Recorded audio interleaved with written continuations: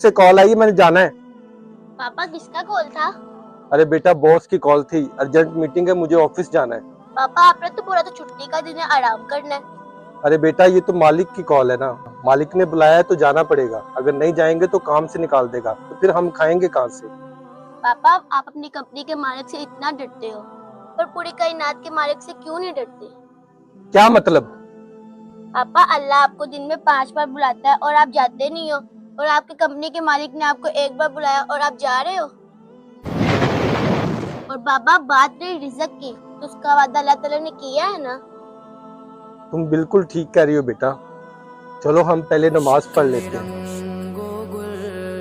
बस हकीकत में अगर आपको ये वीडियो अच्छी लगे तो शेयर लाजमी करें।